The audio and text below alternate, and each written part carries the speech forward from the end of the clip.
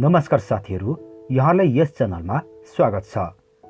आजको यस भिडियोमा the library कथाको समरी साथै कथाबाट सोधेका प्रश्नहरूको उत्तर प्रस्तुत गर्न गइरहेको छु। Now let's get started. The story the library is written by Ramesh Gunasekhar. यो कथा रमेश गुणशेखरद्वारा लेखिएको हो। The main character of the story is Donald. यो कथाको प्रमुख पात्र डोनाल्ड हुन्। He is dumpy in height and fat. उनी पुड्को र मोटो छन्। He puts on a coat which is bigger for him and that coat belongs to his father. उनी एउटा कोट लगाउँछन् जुन उसका लागि ठुलो छ र त्यो कोट उसको बुबाको हुन्छ। His father and mother died in early years. उनका बुबा आमाको मृत्यु अगाडि नै भइसकेको हुन्छ।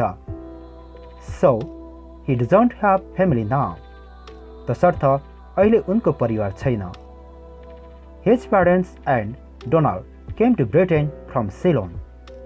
डोनाल्ड आमा बुबासँगै श्रीलङ्काको सिलोनबाट ब्रिटेन आएका थिए। Donald has one uncle who used to talk about his father. डोनाल्डका एकजना काका छन् जसले डोनाल्डका बुवाको बारेमा कुरा गरिरहन्थे। After the Second World War, he has no contact with his relatives. दोस्रो विश्वयुद्धपछि डोनाल्डको आफ्ना आफन्तहरूसँग सम्पर्क भएको छैन। So, he feels alone. त्यसैले उनलाई एक्लोपनको महसुस हुन्छ। Donald starts reading great books and poems. Donald महान पुस्तक तथा कविताहरू पढ्न सुरु गर्छन्। Donald realizes many writers and poets are also living in London who are from different countries. विभिन्न देशका धेरै लेखक तथा कविहरू लन्डनमा बसोबास गरिरहेका छन् भन्ने कुरा डोनाल्डलाई थाहा हुन्छ। He also talks about Tambi मुटु। उनी ताम्बी मुटुको बारेमा पनि कुरा गर्छन्। ताम्बी मुटु is a famous poet who celebrated the new diversity of English poetry. Tambi मुटु एक प्रख्यात कवि हुन् जसले अङ्ग्रेजी कवितामा नयाँ विविधता ल्याए। Donald himself identifies that he is not a poet. Donald आफैले आफू कवि होइन भनेर परिचय दिन्छन्। When he moves to London, he starts his job at welfare organization. जब उनी लन्डन आउँछन्, उनी एउटा कल्याणकारी संस्थामा काम गर्छन्। He repeats mistakes when he starts his work. काम सुरु गर्दा उनी गल्तीहरू दोहोर्याउँछन्। It means he has not got experience of the job. यसको मतलब उनलाई कामको अनुभव छैन। His boss usually drinks vodka and whiskey. उनको मालिकले सधैँ भोड्का र whisky पिउँछन्। He has two other friends in the office. अफिसमा उनको दुईजना साथीहरू हुन्छन्। He is not promoted in job due to his mistakes at work. काममा उनको गल्तीको कारणले उनलाई बढुवा गरिँदैन। It makes him feel so sad. यसले उनलाई निराश बनाउँछ। Donald spends his time to seek for his ancestry. Donald आफ्नो पुर्खाको खोजीका लागि समय निकाल्छन्। He begins to think about Ceylon. उनी सिलोनको बारेमा सोच्न थाल्छन्। In the Saturday morning, he goes to the library which is located in Hill. शनिबार बिहान डोनाल्ड पहाडमा अवस्थित एक पुस्तकालयमा जान्छन्। He reads several books there. उनी त्यहाँ धेरै किताबहरू पढ्छन्। After reading the books, he wants to come back home, but he does not find any vehicles. किताबहरू पढिसकेपछि उनी घर फर्कन चाहन्छन्, तर उनले कुनै सवारी साधन पाउँदैनन्। Fortunately, he finds the car of Janice. भाग्यवश उनले जेनिसको कार पाउँछन्। Janice helps him by giving lifts. जेनिसले उनलाई लिफ्ट दिएर सहयोग गर्छन्। She is a tall and married woman. उनी एक अग्ली र विवाहित महिला हुन्। While traveling by a car, they introduce and discuss about past. कारमा यात्रा गर्ने क्रममा उनीहरू परिचय गर्छन् र विगतको बारेमा कुरा गर्छन्.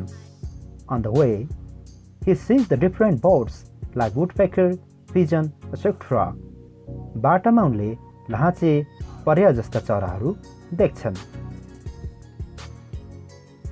The place is beautiful with green forest, woods and peaceful environment.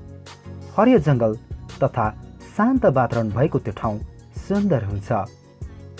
He feels himself as an anonymous poet in such place and remembers many people he knows.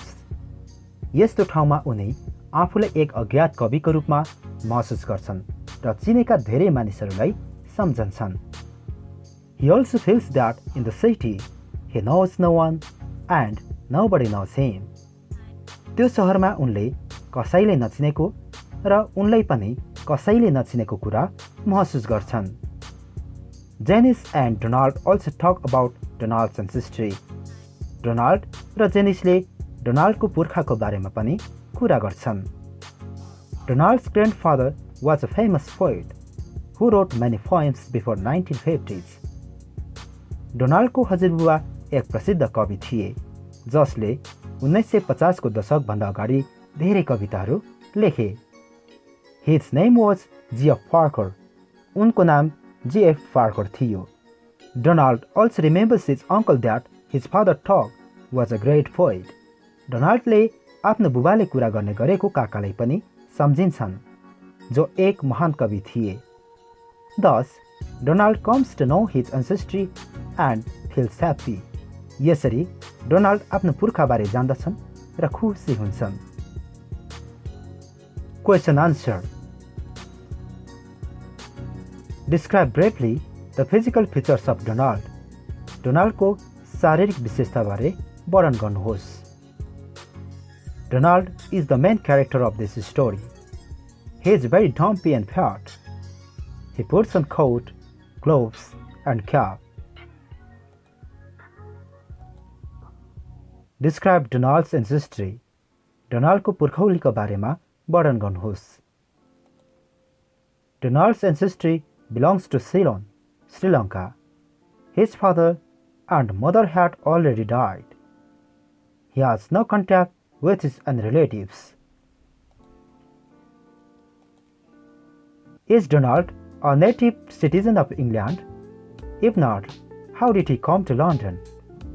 के डोनाल्ड इङ्ल्यान्डको स्थानीय नागरिक हो? होइन भने उनी कसरी त्यहाँ आए? No, Donald is not native citizen of England. He belongs to Ceylon, Sri Lanka. He came to London with his parents. He liked his cap Euro 3.50 from Markers in Holloway and he did not want to lose it. Interpret the meaning of this expression. डोनाल्डलाई Marker Holloway भन्ने ठाउँबाट euro 3.50 मा किनेको टोपी मन पराउँथ्यो र उनले त्यो टोपी गुमाउन पनि चाहँदैनथ्यो. यसको अर्थलाई व्याख्या गर्नुहोस्. He liked his cap Euro 3.50 from Markers in Holloway. He did not want to lose it because the cap links him to the past. Compare Janice Conaway's life with that of Donald. Janice Conawayको जीवन डोनाल्डको सँग तुलना गर्नुहोस्. Janice Conaway is a married woman with a child. She has her family and relatives. She has her own car. But Donald is a bachelor. He has no family and relatives. Donald doesn't have a car. The similarity between them is that both of them live in London. What was Donald's job? Why was he not given promotion? Explain. डोनाल्डको काम के थियो? उनलाई किन बढुवा दिइएन? वर्णन गर्नुहोस्. Donald's job was in an welfare organization. He was not given promotion because he started his job with mistakes. He did not have any experiences in the job he was doing. Which event saddened Donald? डोनाल्डलाई कुन घटनाले निराश बनायो? Donald used to work hard in the office, but he was not given promotion in job. This event saddened him. Where did Donald live before he came to London? London आउनुभन्दा अगाडि Donald कहाँ बस्थे? He lived in Luton before he came to London. Narrate the life of Tambimutu and explain how he is connected with Donald. ताम्बीमुटुको जीवनबारे उल्लेख गर्दै उनलाई कसरी डोनाल्डसँग सम्बन्ध गाँच्न सकिन्छ? Tambimutu is the famous English poet. He lives in London. He is connected with Donald because both of them live in London who are from another countries. What is the only clue available regarding Tambimutu? ताम्बीमुटुको सम्बन्धमा उनलाई चिन्ने एकमात्र सूत्र के छ? The only clue available regarding Tambimutu is that he is known as the first person to celebrate the new diversity of English poetry. Name all the characters in the story and give a brief introduction to each. कथामा भएका सबै पात्रहरूको नाम उल्लेख गर्दै छोटकरीमा तिनीहरूको परिचय दिनुहोस्. Donald, Janice, Tambimutu, and Geoff Parker are the characters in the story. Donald. Donald is the main character of the story. He is bachelor. He works at welfare organization. He wants to discover about his people and place. He goes to library to find about them. Janice. Janice is a female character of the story. She is divorced. She has got a car. She lives in London. Tambimutu. Tambimutu was a progressive publisher. He was a poet from England. He introduced the new variety in English poetry. Geoff Parker. Geoff Parker was Donald's grandfather. He was a poet. He wrote a lot of poems in 1950s.